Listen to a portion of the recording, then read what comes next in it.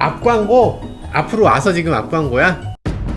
네, 안녕하세요. 모카 김한영입니다. 이번에는 아주 섬뜩한 이야기를 들고 왔습니다. 저는 섬뜩해요. 저는 사실 가솔린차 굉장히 좋아하는 편이거든요. V8 전 진짜 V8 엔진 너무 좋아해. 근데 가솔린차 이거 한 방에 그냥 확 날아갈 것 같아요. 왜 날아가게 되는지 짧고 굵게 말씀드리도록 하겠습니다.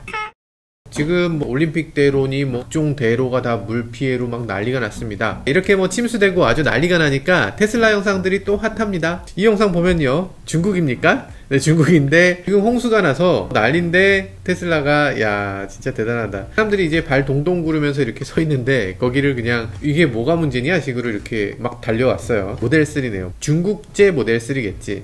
미국에 팔리는 테슬라는 전 차종 중에 가장 문제 대수가 많은 차였잖아요. 근데 똑같은 중국 JD 파워에서 품질 테스트를 했더니 전 브랜드 중에서 가장 품질이 좋았던 차가 테슬라입니다. 미국 공장이 문제였구나. 중국 차들이 기본적으로 쓰레기라서 눈높이가 낮아서 그런가? 이번에는 미국 영상인데요. 모델 X가 그냥 잠기는데? 이 정도면 이건 엄청 깊은 거예요. 옆에 차들은 지금 서 있잖아요. 근데 이거 그냥 풍덩 하더니 그냥 통과해버리네요. 역시 천주국 형님들이 정말 용감하다. 이 차는 전기차잖아. 전기차면 물에 들어가면 감전되는 거 뭐 이런 거 걱정되지 않나? 테슬라가 물을 헤치고 지나가는 영상이 인터넷에 그냥 핫합니다. 되게 많아요. 이거는 옛날에 나온 영상, 카자흐스탄에서 나온 영상인데 혼자서 지금 통과하잖아요. 테슬라 오너분들 이거 보다가 나도 테슬라니까 나도 할 수 있겠지 이러면서 따라하시고 이러면 절대 안 됩니다. 그냥 어떻게 통과는 해. 근데 테슬라가 그렇게까지 좋은 차는 아니잖아요. 어딘가에 물이 들어올 겁니다. 그래서 분명히 차가 망가질 거예요. 일시적으로 이렇게 통과는 할 수 있다. 급할 때. 뭐 이건 된다는 거고 집에서 절대 따라 하시면 안 돼요. 카자흐스탄 영상 나왔을 때 테슬라 사장 일론 머스크한테 누가 물어봤어요. 그랬더니 일론 머스크가 트위터에다 딱 남겼어요. 이론적으로 모델 S는 물에 떠서 바퀴로 추진해서 보트처럼 전진할 수 있다. 진짜 에이 그럴 리가 말이 되긴 되네요. 침수차라고 하면 흡기에서 물이 들어왔을 때 침수차라고 하거든요. 흡기에서 물이 들어오지 않게 이렇게 굴뚝같이 이렇게 뽑는 경우가 있어요. 이렇게 뽑고 나면 도하 능력이 확 향상됩니다. 그러니까 안쪽으로 물이 들어올 데가 없으면 침수가 되지 않는다는 거지. 이 일론 머스크는 심지어 뭐라고 하냐면 잠수함이라는 게 사실은 별게 아니고 물에 잠겨있는 전기차나 마찬가지야 이렇게 얘기합니다. 아니 그래 잠수함 만드는 분을 능욕하는 거 아닙니까? 이 아저씨 멘트가 좀 심해요. 그러다 보니까 일론 머스크하고 막 트위터로 주고받고 하잖아요. 그러다가 이런 양반도 있었어요. 사이버 트럭에서 나는 낚시를 하고 싶어요 이런 사람이 있어요. 그러니까 이론적으로는 가능해 또 이렇게 써놨어. 또 그게 된대. 이 아저씨 정말. 그러니까 또 딴 아저씨가 사이버 트럭 가지고 물에 들어가서 낚시하는 사진을 또 만들었어. 너무 진짜 같아. 너무 리얼해요. 팬들이 상상의 나래를 막 펼치고 또 그게 실제로 또 되고 이게 테슬라의 아주 이상한 점인 것 같아요. 흔히 그런 얘기 하잖아요. 테슬라에서 뭔가를 하겠다라고 하면 엔지니어나 뭐 이런 사람들이 뭣도 모르니까 니 치는 거 아니야? 이렇게 얘기하는데 그건 자기 생각이고 누가 그런 얘기 하더라고요. 여기 인터넷에 밈으로 있어. 이 세상에 돈으로 안 되는 건 없단다. 만약 그런 게 있다면 네 돈이 부족한 거란다. 이렇게 써있어.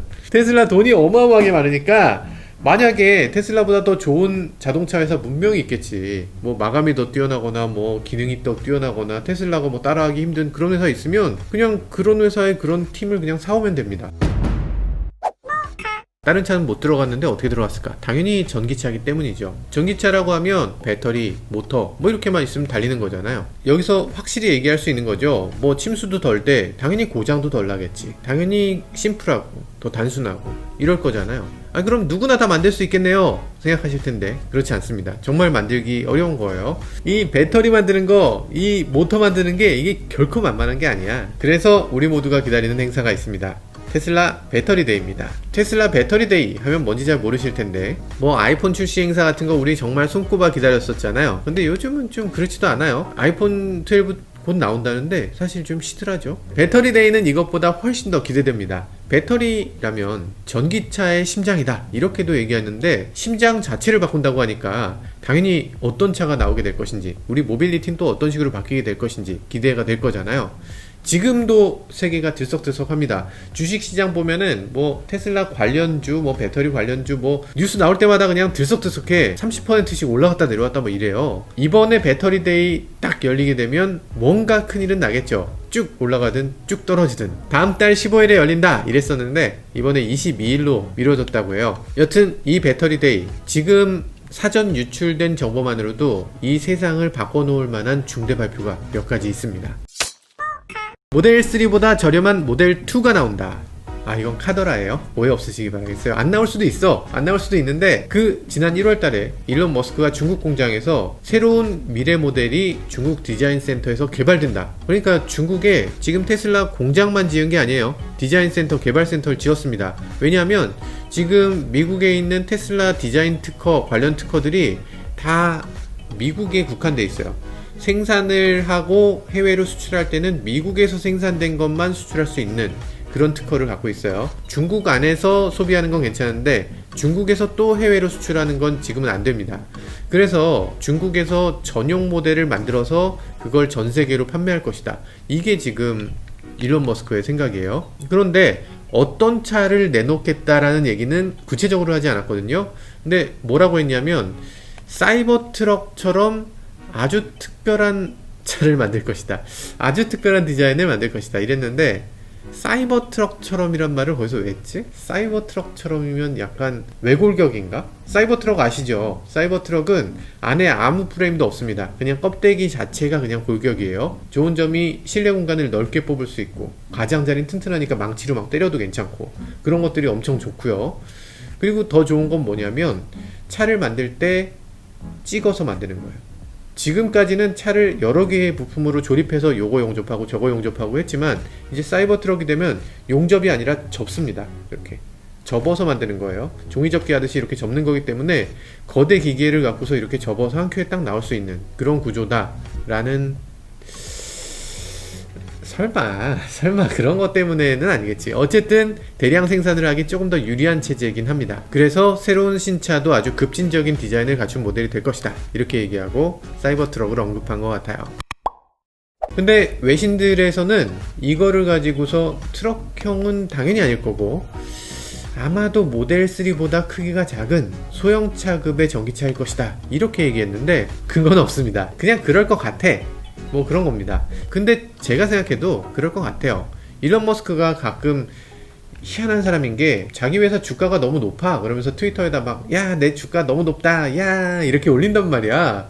그러면 주가가 막 폭락해요. 도대체 이 양반이 무슨 생각일까. 그리고 막 모델 3 같은 거는 아 내가 모델 3 만들지만 야 너무 비싼 거 아니냐 이런 식으로 가끔 얘기를 합니다. 그러면 더 싼 차를 만들겠다는 얘기지. 얼마나 싸질 것이냐 이게 중요하죠. 이걸 보기 위해서는 우리가 그 유명한 로드러너 프로젝트를 보면 됩니다. 네, 로드러너 프로젝트라고 하면 테슬라가 배터리를 스스로 만들겠다라는 프로젝트죠. 로드러너 하면 뭔지 아시나요? 혹시 아세요? 테이즈러너? 네, 로드러너 프로젝트가 뭐냐면 그걸 얘기하기 위해서는 기가팩토리 먼저 얘기해야 되겠다. 그러니까 테슬라 하면 기가팩토리로 표되는데요. 우리도 뭐 굉장히 많이 봤던 메가팩토리라는 다큐멘터리가 있었습니다. 그건 뭐냐면 자동차 공장 같은 게 막 어마어마한 양을 생산해내는 거의 뭐 100만 대씩 1년에 100만 대씩 생산하는 그런 공장이다 해서 어마어마하다 메가팩토리다 뭐 이렇게 얘기를 했었던 건데 처음에 일론 머스크가 그런 얘기를 했습니다. 우리가 드디어 도요타 누미 공장을 인수해서 메가팩토리를 갖게 됐어 이런 얘기를 막 했어요. 그러다가 이제는 그 메가팩토리보다 훨씬 더 큰 공장 한 적어도 몇십 배는 되는 그런 공장을 짓겠다 라고 해서 그냥 사막 한가운데다 그냥 땅에다가 그냥 헤딩해서 공장을 하나 짓습니다. 어마어마한 규모예요. 그 이름을 기가팩토리라고 지었죠. 약간 말장난 같은 거죠. 기가팩토리 처음 만들 때 이런 얘기가 있었어요. 그 생산 능력을 연간 50만 대 규모로 늘리겠다.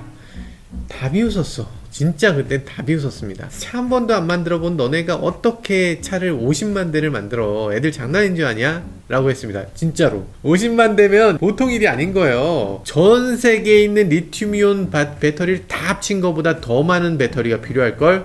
이랬습니다. 그리고 그게 현실이 됐죠. 이게 기가팩토리를 만들면서 전 세계 리튬이온 배터리 전체가 다 필요하기 때문에 우리가 그만큼을 만들게 라고 하고 만든 거예요. 50만 대 만든다고 했는데 실제로는 60만 대를 넘었죠. 이미 넘었어. 이 정도면 미쳤을 것이다 하는 것보다 20% 이상 더 만들었어. 앞으로 뭐 테라팩토리를 만든다 뭐 이러는데 테라팩토리는 뭐 어떻게 될지 그거에 대해서는 모르겠어요. 근데 지금 텍사스에다 하나 더 짓고 있죠. 독일에다 또 하나 만들고 있죠. 그리고 이제 아시아에 하나 더 만든다고 했죠. 여기 삼성증권에 여기 보면 테슬라 EV 배터리 수요가 1년에 118기가와트아워 추정. 118기가와트아워 이런 숫자가 있었나 싶어요. 그래서 이 정도면 세계 글로벌 원통형 전지 상위 3사의 1년 용량의 3배가 넘는 정도 수준. 야, 이건 어마어마하게 많은 숫자다. 그러고 보면 테슬라는 자동차 회사가 아니라 그냥 배터리 생산 회사예요. 자동차는 그냥 거들 뿐이지. 그러니까 배터리를 어떻게 하면 여기저기다 뿌릴 수 있을까의 한 장르일 뿐인 것 같아요. 다음에는 뭐 배터리 갖고 뭘 할까? 뭐 기차도 만들고 비행기도 만들고 뭐 배도 만들고 뭐 그런 거 다 하겠죠? 이번 로드런너 프로젝트에서는 어떤 배터리가 나오게 되는 걸까요? 첫 번째, 160만 킬로 배터리가 나온다고 합니다. 이게 도대체 왜 필요해? 자율주행을 생각해 볼 수 있죠. 자동차라고 하면 출근할 때 1시간쯤 걸릴걸? 퇴근할 때 1시간 걸리고 하루 24시간 중에 2시간을 타는 거예요. 그럼 나머지 시간은 뭐예요? 주차해 놨죠. 하루에 22시간을 재워놓는 거야. 말이 안 되잖아요. 그래서 자율주행으로 넘어가게 되면 자율주행 시대에는 내가 차를 쓰지 않을 때 어디론가 얘가 알아서 다녀야 되지 않을까.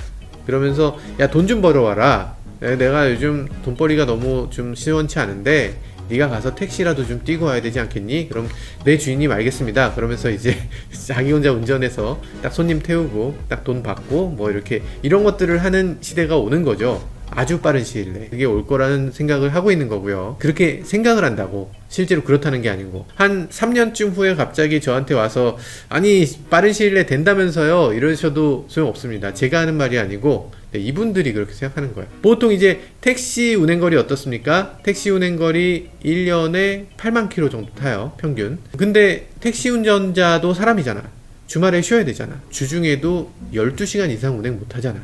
근데 자율주행은 어떻습니까? 24시간을 그냥 막 달립니다. 1년 365일 24시간을 계속 달릴 거면 사실 160만 킬로가 금방 올 수 있어요. 한 5년 만에도 올 수 있어요. 그러니까 그런 것들을 감안해서 160만 킬로 갈 수 있는 배터리를 만들었다라는 거라고 볼 수도 있는 거죠. 물론 다른 의견도 있습니다. 이 배터리를 뭐 단순하게 차 한 대에서 끝나는 게 아니라 그걸 가지고서 그 다음 차에도 싣고 이제 뭐 리퍼비시처럼 그런 형태로 다시 한번 사용되는 거, 이런 식으로 배터리를 사용하지 않을까라는 의견도 있고, 그리고 이 배터리가 어느 정도 소모됐을 때 ESS로 넘길 수 있다. 그래서 지역의 어떤 전력망을 공급하기 위한 용도로 사용될 것이다. 뭐 이런 얘기도 있고 뭐 다양한 얘기들이 있어요. 근데 더 오래 사용하는 배터리가 더 적게 사용하는 배터리보다 무조건 좋은 거라는 건 분명하죠. 두 번째, 배터리의 가격이 엄청나게 낮아진다고 합니다. 리튬이온 배터리 하면 뭐가 먼저 떠오르세요? 리튬이온이요? 네, 리튬이온이 제일 먼저 떠오르지. 맞아요, 맞는데 근데 리튬이온 배터리에 없어서는 안 되는 것이 하나 있습니다. 코발트죠. 근데 문제는 이 코발트가 나오는 지역이 콩고예요. 콩고밖에 안 나와. 내전 국가잖아요. 그러다 보니까 이 내전이 계속되는 동안에 어떻게든 강제 노동을 시켜서 이 사람들이 코발트를 인력으로 막 이렇게 캐내게 합니다. 그러다 보니까 내전에 이쪽 편과 이쪽 편이 서로 코발트를 차지하려고 막 싸워요. 그래서 그쪽에서 내전이 계속 심화되고 그러니까 야, 이거 안 되겠다. 이거 코발트는 분쟁 광물이니까 우리 코발트는 수입하지 않기로 하자. 코발트에 대한 국제적인 제재가 계속 이어지고 있어요. 지금 테슬라가 만들겠다는 배터리는 코발트를 줄이거나 아예 없애고 그리고 니켈 비중을 높이는 방식입니다. 하이니켈이라고 흔히 얘기하죠. 이런 방식으로 원통형 배터리를 만들겠다는 내용입니다. 테슬라 하면 맥스웰을 인수했던 회사로 많이 알려져 있잖아요. 근데 이 맥스웰이 사실 이 원통형 배터리 기술도 있지만 원통형이 아닌 그냥 특별한 파우치 기술도 갖고 있어요. 원통에 들어가는 무게도 상쇄하고 그리고 저렴하게 만드는 그런 기술도 가능하지 않을까라는 생각을 하게 되는 거죠. 그래서 테슬라가 직접 배터리를 생산하게 되니까 가격이 킬로와트아워당 100불 이하가 됩니다. 여기 가격표가 있어요. 여기 가격표가 있는데 2010년, 그러니까 지금부터 10년 전만 해도 킬로와트아워당 1160불, 킬로와트아워당 100만원이었어. 그러니까 100kWh 달려있는 P100D 이런 애들은 그냥 기본적으로 배터리 값만 1억이에요. 이때는 2019년 작년 기준으로 kWh당 156불입니다. 그런데 이제 이걸 거의 50% 이상 더 낮춘다는 거예요. 그러니까 테슬라 모델 3 기본 모델이 50kWh 들어가 있거든요. 그러면 배터리 가격이 한 600만원 된다는 겁니다. 배터리 가격이 600만원이면 괜찮아요. 지금 가솔린 자동차도 엔진이 결코 싸지 않아요. 엔진이 적게는 뭐 200 몇십만원, 비싸게는 한 500만원 할 텐데 거기에 변속기 또한 200만원 남짓 하잖아요. 가솔린을 위한 뭐 여러가지들이 있을 거잖아요. 그런 거 하면 적어도 한 7, 800 이상 갈 거예요. 그러면 그거 다 빼고 배터리하고 모터 넣었을 때 가격이 거의 같아진다, 이렇게 볼 수 있죠. 지금은 전기차 가격이 보조금을 받아야 가솔린차하고 비슷해지는데 앞으로는 전기차 가격이 보조금 없이 가솔린차하고 똑같아지는 순간이 온다는 겁니다. 여기 또 주목해야 될 게 있는데요. 배터리의 가격뿐 아니라 무게도 줄어듭니다. 에너지 밀도가 엄청나게 높아진다는 건데 2015년에 kg당 300Wh였어. 그치, 그 정도가 보통이지. 근데 2020년 중반쯤 되면 이제 435Wh가 된답니다. 한 2025년이 넘어가는 순간 배터리의 무게가 절반으로 가벼워진다는 거예요. 테슬라 모델 3 같은 경우 배터리 무게가 100kg 밖에 안 된다는 거예요. 그러니까 지금은 전기차가 가솔린차보다 더 무거워, 더 비싸, 이런 게 있었잖아요. 그런데 이제는 가솔린차보다 전기차가 더 가볍고 더 저렴한 차가 된다는 거죠. 네, 그리고 또 하나는 건식 배터리죠. 요즘 뭐 흔히 전고체 배터리 이런 식으로 많이 나오잖아요. 우리가 흔히 배터리 하면 또 걱정하는 게 있습니다. 갑자기 불이 나거나 갑자기 뭔가 불안해지거나 뭐 핸드폰 같은 경우도 폭발하고 뭐 이런 일이 있잖아요.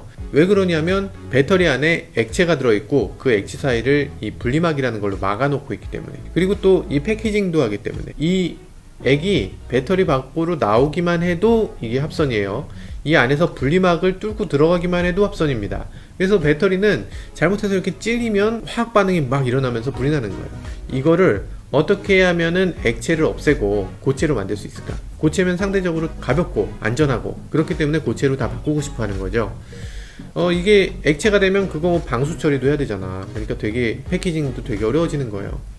그렇기 때문에 고체 배터리를 만들려고 열심히 노력하고 있는데요. 로드러너 프로젝트는 어쨌든 맥스웰을 인수했으니까 맥스웰이 가진 이 고체 배터리에 대해서 관심 있게 지켜보고 있겠죠. 요즘 들어서 정말 모든 회사들이 다 만들고 싶어 하기 때문에 요즘 들어서 뭐 삼성전자라든지 뭐 LG전자라든지 SK라든지 현대자동차 정의선 부회장께서 다 악수하면서 다니시는 이유가 전 고체 배터리를 만들게 되면 정말 일대 혁신이 일어나기 때문입니다. 차가 훨씬 더 가벼워지고 밀도도 훨씬 더 높아지고 그러면서 더 안전한 차가 만들어질 수 있으니까요. 요번에 또 요런 얘기도 있을 거예요. 여기 기사에 잘못 썼네요. 슈퍼 캐패서티? 아니고요. 아니고 오타 하신 것 같은데 슈퍼 캐패시터, 콘덴서, 옛날에 콘덴서라고 부르는 장치, 그거 이렇게 원통같이 생긴 거 있잖아요. 이렇게 원통같이 생긴, 왜 그 라디오 조립할 때 이렇게 원통같이 생긴 거 혹시 모르세요? 다들 모르시죠? 네, 저도 잘 몰라요. 저도 잘 모르는데 이 캐패시터라는 건 뭐냐면 거기 전기가 들어오면 전기를 이렇게 붙들고 있어요.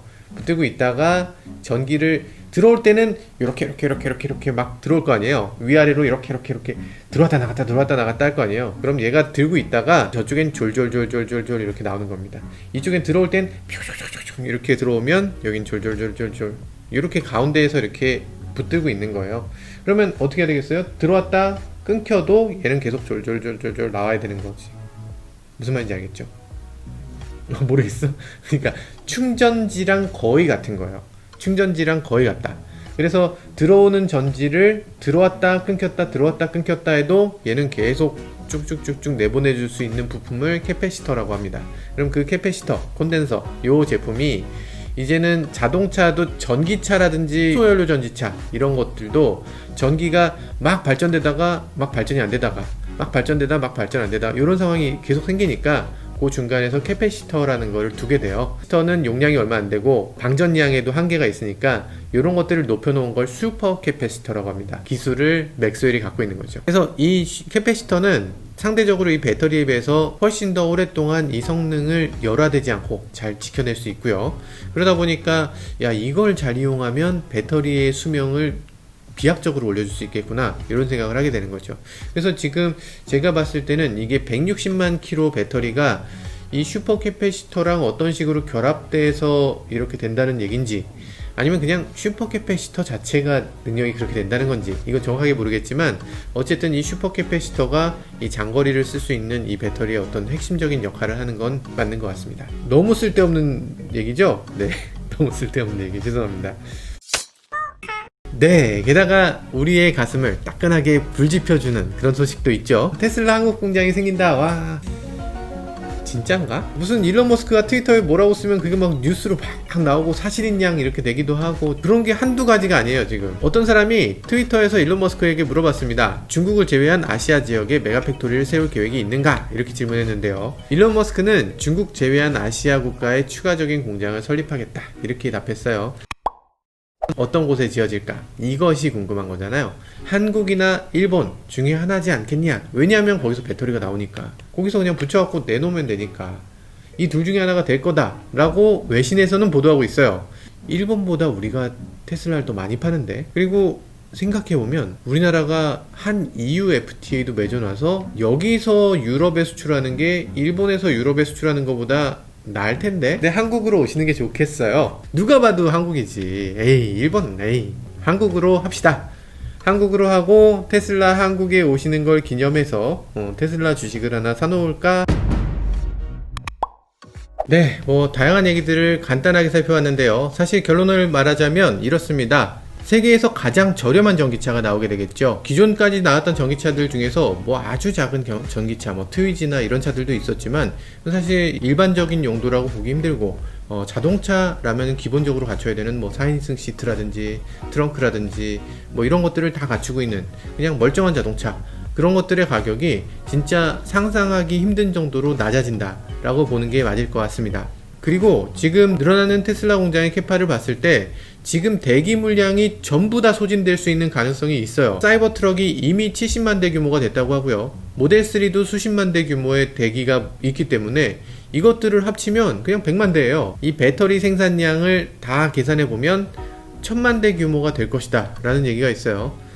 그런데 테슬라가 지금 아무리 자동차를 생산한다고 해도 자동차 생산량은 1000만 대까지 생산하는 규모는 아닌 것 같습니다. 뭐 몇백만 대 정도는 생산할 수 있을 텐데, 그러면 배터리를 자기 차에 싣는 것보다 훨씬 더 많이 생산했네? 당연히 이 배터리, 모터, 그리고 이 플랫폼을 자기만 쓰는 게 아니라 남한테도 팔 것 같아요. 그렇기 때문에 전기차 시장 전체의 가격이 어느 정도 낮아질 수 있겠죠. 실제로 얼마 전에 일론 머스크가 자사 소프트웨어 그리고 기타 등등의 모든 부품들을 타사에 판매하겠다 그런 식으로 말한 적도 있었죠. 물론 트위터를 통해서요. 그리고 무엇보다 중요한 것은 자율주행을 시작하기 위한 모든 준비를 마쳐가고 있다는 거죠. 그리고 우리나라에 테슬라 공장이 생길지도 모른다는 거, 이런 점도 아주 중요한 점이 되겠죠. 테슬라가 만들어가는 미래 어떤 식으로 변화하게 될지 정말 기대가 큽니다. 지금까지 저는 모카 김한용이었습니다. 감사합니다. 네, 한국에 정말로 테슬라 공장이 세워질지 이걸 일론 머스크한테 직접 물어본 사람이 있어서 한번 직접 얘기를 들어보도록 하겠습니다. 일론 머스크한테 트위터 보내신 적이 있죠? 예. 그 한국에 공장 짓는다고 합니까? 얘기 없습니다. 얘기 없어요? 또 녹화 중이에요? 네. 반갑습니다, 여러분. 조재현입니다. 네, 조재현 기자고요. 네. 그 트위터로 그럼 뭐 물어본 거예요? 한국 나중에 올 생각 없느냐? 네. 그래서 한번 오겠다. 네. 라고 얘기를 받았고요. 진짜? 그 얘기는 한국에 공장을 짓는다는 뜻입니까? 그 얘기는 아니고요. 아니에요? 한번 한국에 와서 시장 상황을 점검하겠다라는 식으로 그렇게 해석이 된 것 같습니다. 그러니까 그걸 설레발로 갑자기 아니 이게 인터넷에서 누가 트위터로 물어봤더니 한국 온다고 하더라, 이건 한국에 공장 짓는다는 뜻이네, 이렇게 해석했던 사람들도 있는 거죠. 그분들이 거의 설레발을 네. 친 거라고 저는 생각이 들어요. 한국 공장을 짓는다라는 것에 대해서는 좀 부정적이군요. 아직까지는 장담할 수 없고 그렇다고 너무 강정할 수 없는 중간 단계 수준이라고 저는 생각이 들어서.